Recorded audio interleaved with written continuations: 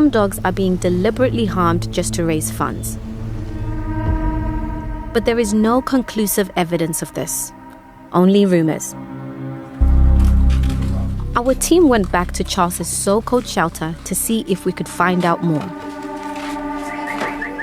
We asked Charles for advice on posting videos of injured dogs on our social media.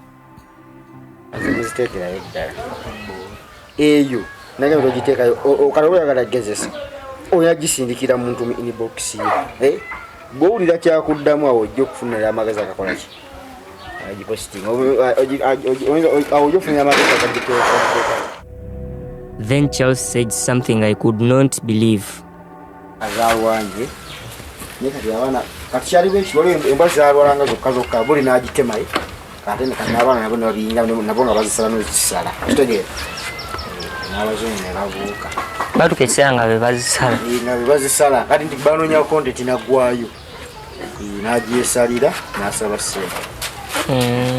Gwali mukunda mu kaseera kano ojja kwebuuza lwaki nsanya video z'embwa. BBC ye-exposinze scam endala mu ggwanga lyaffe. Abavubuka abeegulidde erinnya okukozesa omutimbagano gwa TikTok ng'apostingako video nti balina dog shelters nga babba ssente mu bazungu. Kyemanyi gwandaba woba okozesa TikTok mu ggwanga, you've seen this. Obeera scrollinga n'ogwa ku guy nga ayina embwa ng'eri mu state mbi nnyo, either ng'ezimbye okugulu, ezimbye omutwe, erina oguwundu, oba nga ekutuse okugulu. Nga video azikola ng'agamba abantu ku internet, donate ntwale embwa eno bagijjanjabe. Mu kaseera kano BBC yafulumiza documentary namba nga eraga abantu abali behind this scam. Bakikozeemu ssente mpitirivu. They even have a name, babayita ba psychers. Nti akasente bakakola ne bagenda ne bagulamu amamotoka ne bazimbamu amayumba, ekitegeeza nti bakola ssente mpitirivu. Gokola ka simple math, singa nkola ka video nga ntaddemu embwa ne kafuna views nga 10,000 cause out there mu nsi za West, Bungereza, Europe, America, Australia, abantu bali emotional nnyo towards animals. Bafeelinga pain y'ebisolo. So mu kaseera kano ng'ali ku internet. Internet is a global village. Eggulawo enzigi. It doesn't matter where you are. We're posting a video ejja kutuuka ku audience. So omuntu ali Bulaaya scrollinga agwaka video nga mulimu ki embwa ekutuse okugulu, erina ekizimba ku mutwe, evaamu amaziga. Nga omuntu ono feelinga pain ya animals zino. Nga agenda maaso akuwa donation. Singa okikola nga kiri consistent, abantu 10,000 ne badonatinga ne babakuwa $1 emu, oba okoze roughly 10,000 eja $1 ku postinga video z'embwa nga balaga nti the dogs are suffering. They get donations ku bintu nga GoFundMe ne bagenda ne balivinga large. Mu kaseera kano BBC oyinza okugamba we are in the news for the wrong reasons. It's embarrassing as a country okulaba nti ebiseera bingi nnyo buli wogenda ku international scene, ku mawulire agali international, BBC, it's for the wrong reasons. Tujjukira ebyali Dubai. Now, in a space of less than 1 year, tukomyewo ku BBC because of a scam involving dogs. Ate nga basinga kukozesa zino embwa ezibeera ku garage ezo, oba ozimanyi, eza yellow oba orange. Ojja kunsaasira simanyi breed za mbwa, naye nga embwa gye njogerako zino ezibeera ku garage. Ku kyalo butambula bubeera butonotono. Nga kigambibwa nti abavubuka bano sometimes embwa zino bazimenya amagulu oba bazisala, oba agisaako ekiwundu n'ajja ku TikTok n'arekodinga video n'agamba ensi oba n'atagetinga abazungu n'abagamba mumpe donation, embwa eno ngitwale ow'omusawo w'ebisolo agijjanjabe. Bwe bazimuwa azirya buli. It's sad cause bino bisolo siri muntu ali fani nnyo owa pets cause nina allergies nyingi nnyo ku bisolo bino. Naye omuntu wotuuka to a point of okumenya ekisolo okugulu ng'okikwalwa ssente, I think we've hit the lowest of the lowest. Oyinza okugamba singa embwa eno eba ina injury nga you're just exploiting it, oyinza okweexcusing omuntu ng'oyo, naye ate okutuuka ku level ey'okugimenya, ey'okugifumita ekiso oba okugissaako ekiwundu for the purpose of running a scam. BBC yabalabisizza. Omuvubuka omu gwe bayita Charles was all over the documentary ng'akunnyonnyola how they do it. Mweno video tugenda kukuba torch mu scam eno gye ngenda okutaaminga as the worst scam in our country. It's embarrassing. We've hit the lowest of the lowest points ebintu nga bino. International scene, buli we tugenda ku mawulire, it's something bad because of boys like Charles. Gwogenda okulaba mweno documentary. Katandike video. To outsiders, this is a typical bustling African town, 2 hours from Uganda's capital, Kampala.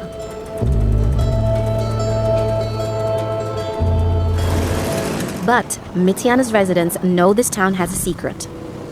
For some young people, social media scamming has become a way of life. Locals have a name for the scammers: psychers. There are so many psychers here in Mityana. There are few opportunities in Mityana, so some of these young people who are joining scams, they see how you become wealthy when you're still young. Oyinza okugamba nti mu ggwanga embeera si nnyangu. The young men and women are pushed between a rock and a hard surface nga talina options. As always, kino nkibagamba nti omuntu okuresortinga ku crime, you have a choice. Fena tubadde mu mbeera ng'etunyiga, but we don't resort to crime. Abaana bano sagala tubakwere excuse nti embeera mbi mu ggwanga, we all understand, we all go through it. Fena tukiyitamu. Embeera etunyiga kye kimu. Fena tugenda mu maaso kufuuka ba criminal. Nkimanyi ojja kundaba ojje mu comment section ogambe Shaba bakikola lwakuba baavu nnyo. Nkitegeera fena tuli bubi. Naye okuresortinga ku crime oyina choice. You have a choice of trying to earn halal income. Sente entukuvu. Ebintu nga bino saagala tubleminga ennyo system. Nkimanyi fena etunyiga.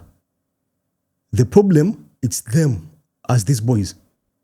So it's these boys and girls who paint our country to be a bad country. Because I guarantee you this, ekintu ekigenda ku mawulire nga BBC, CNN, people watch it globally. Abantu abeera bakirabye. So imagine picture gye balina of right now Uganda. Mulimu omuntu nga abaye tagimanyi. Nga it's their first encounter to watch anything about Uganda. Nga kye balaba, it's a young man using a dog agisaze okugulu to earn an income.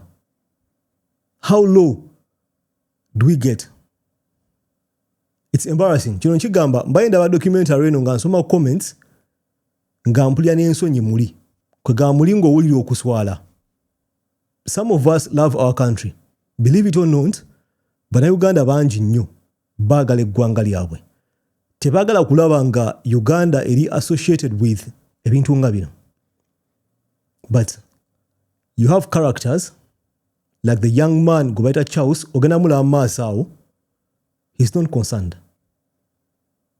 Ye muli talaba nti kyakola kikyamu on all levels.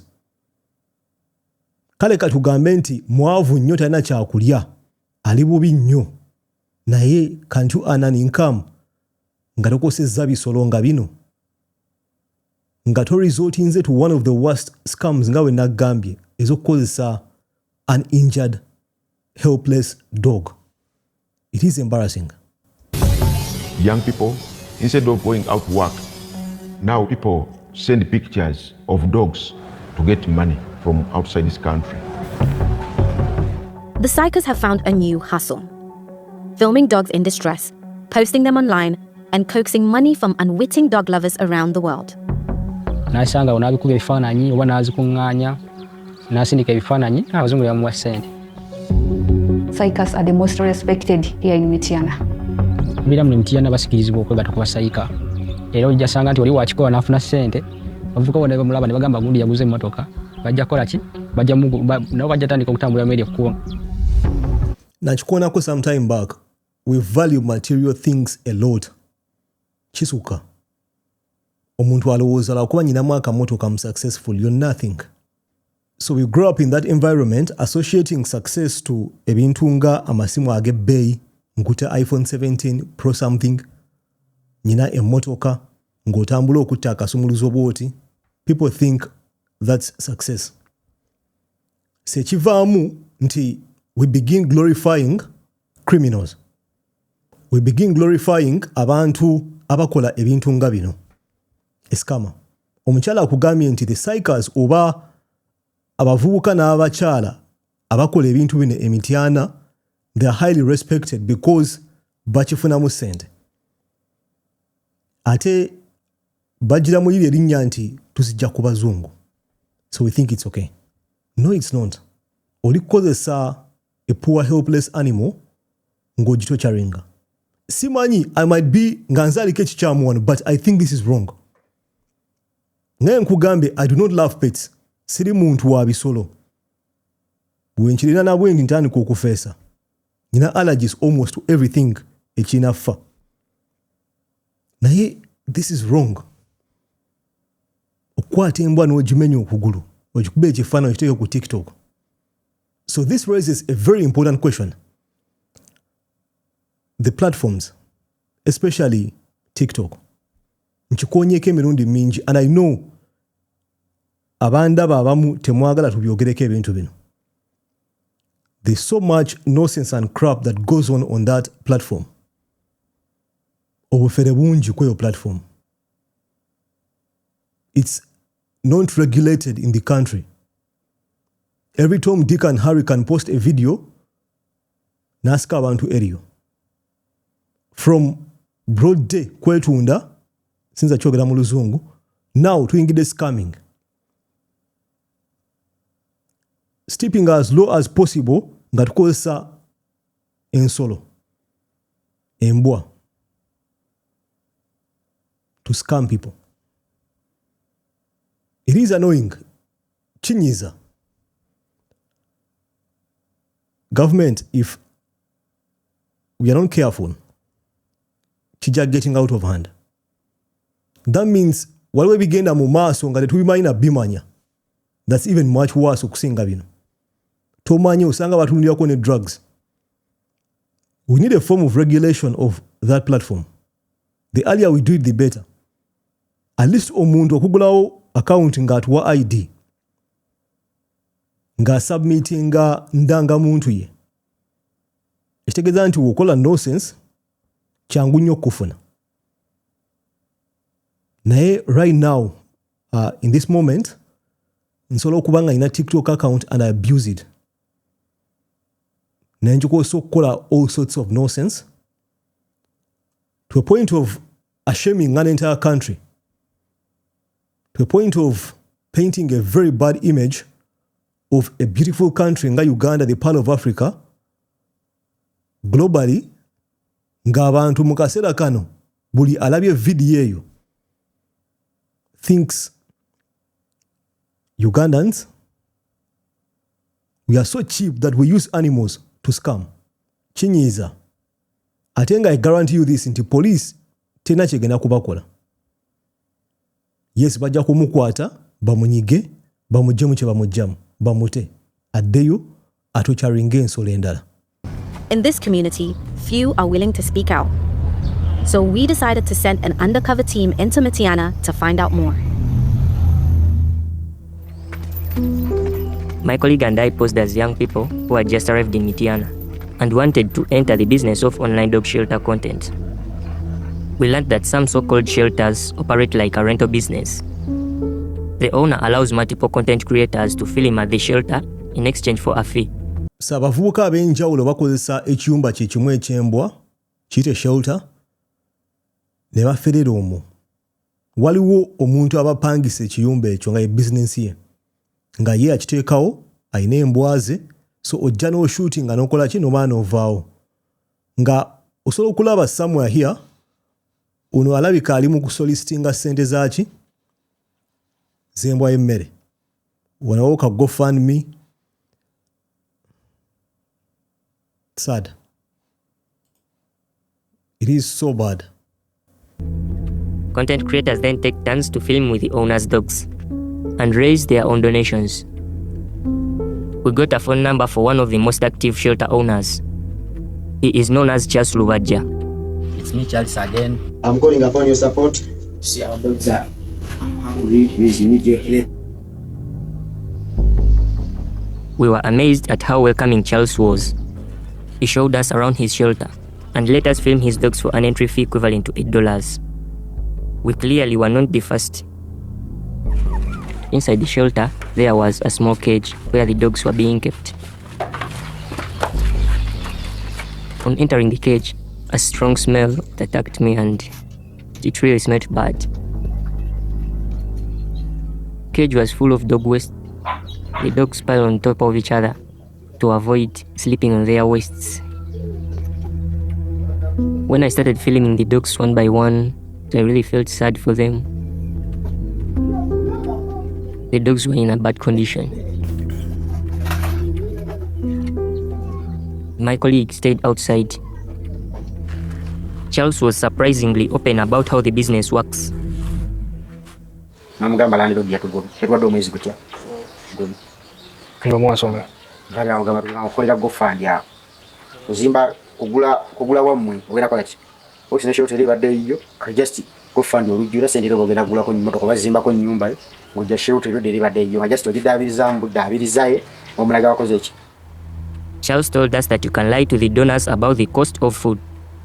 Kati agenda kujja kwa donors 5 bya wiki. Kati ogamba sokufuna kembera 15. Ni mtu 15 mingi. Sokufuna kanake mmere. During our visit, Charles shared other tactics that the scammers used to trick donors.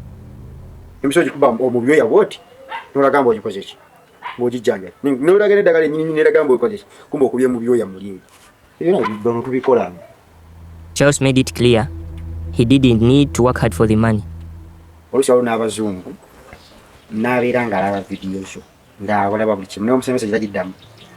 about it? That's not no. Hero mzungu era umufuna watanya kwa sebe. Baina mulisanga Uganda. Bwa muto. Hero ko inezimu. Mukamula. Baina mukona. Ayi namukamula. Embarrassing. So mvuka gamba nti ono Charles apangisa shelter for $8. Ndoza mitwalo ebiri something. Oba esatu something. No recording iramu videos. Then you begin posting ku TikTok, no phishing. Nga target y'abantu abali mu West. Because bakimanyi nti they love animals. Mu Uganda abantu batono nnyo abaagala ensolo to that point. Chovola but no one cares.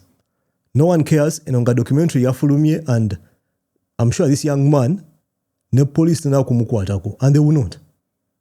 Because no one gives a damn about other living things. Kangambe living things mu ggwanga lyaffe. Because sometimes even individuals bagendera momo. But today, so opangisa ekiyumba no shootinga content bamuyita content of injured dogs. Wofuna yo muzungu gofunye nga omugamba nsetingira up GoFundMe because I believe mu Uganda you cannot set up a GoFundMe. It has to be done by someone aliwa abroad. So ngomukonvinsinga nga musonda sente. People will donate. Kino nchigamba. In the West, people love animals. They feel pain, especially embwa. Embwa, you could say, in some countries, has more rights than abantu. Because they think embwa is vulnerable. So what are you protecting her? So walabanga embwa sufferinga, you can easily take advantage of them. Agami gano, chegakola. It's what they prey on. They prey on the love and the emotions people have towards animals to scam them. Ne babajjamu akasente. Akigambye nti osobola ofuna omuntu n'akuwa $5, you spend 40 ku mmere bagiriisa ndowooza ebinyamanyama esigadde you pocket it. And this is what our country is being described as out there. It's what right now, wogenda ku BBC, most people are talking about. If Uganda okola search, this will pop up of young men using vulnerable animals to scam or to milk money out of. Omuntu gwanigambye nti are you honest? They are giving you that money because they think ogenda kuyamba embwa eno. Nga we nagambye, I'm not a pet lover, but I can feel the pain of what they are doing. So imagine omuntu ayagala ensolo to that point. How do they feel? That's why they are easily scammed. Chanakunyo. When I first started noticing the abuse in Uganda, it seems to follow a pattern. There's always a run of a certain type of injury, and they will always select the most gentle dog, and then you'll see that same dog just deteriorate. One of these dogs was Russet. His injuries were unmistakable. His videos appeared across more than a dozen fundraising accounts in January 2025.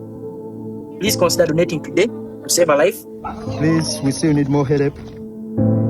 I've seen Russet with so many men like this, and they must have just lined up to film with him. And it clearly had worked for the scammers. He was clearly very profitable because throughout 2025, we saw numerous dogs with exactly the same injury.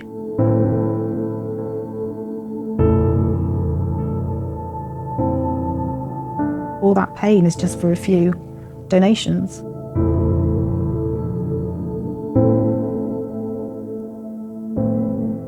No animal should have to live like this.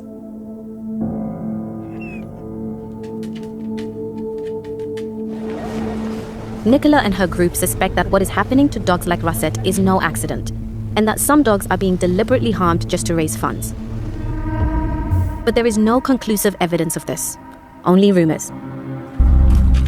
Our team went back to Charles's so-called shelter to see if we could find out more. We asked Charles for advice on posting videos of injured dogs on our social media.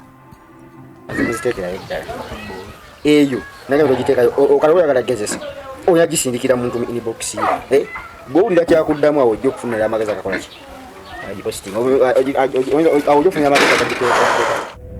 Then Charles said something I could not believe. Azawanje nekati abana kakyali benshi wali embaza abalanga zokka buli n'agitema kati n'abana nabo nabo nga bazisala n'ekisala tegera n'abazungu n'abuuka Batukesanga bebazisala bazisala kati banoonya content nagwayo n'agyesalira n'asaba ssente. It's so sad. Kyanaku nnyo okulaba nti mu ggwanga abavubuka have resorted to ebintu nga bino, cheap scams to make a living. Will this documentary solve the problem? No, I don't think. Mundowooze yange, it's actually going to become much worse because mulimu abadde takimanyi nti this is possible. Ng'akirabye. Nga bagenda tandika okukikola. Emize mibi. Solution. We need a way of regulating platform way. TikTok. Njagala mpendowooza mu comment section wansi awo ku kyolowooza ku documentary eno. Kyemmanyi, if you've not watched it, I would advise genda ogirabe. Especially singa oba muntu ayagala ensolo. Go and watch it. It's both annoying and at the same time egenda kuswaza as you watch it. Take endowooza mu comment section wansi awo. Njakula mu video dako. Peace.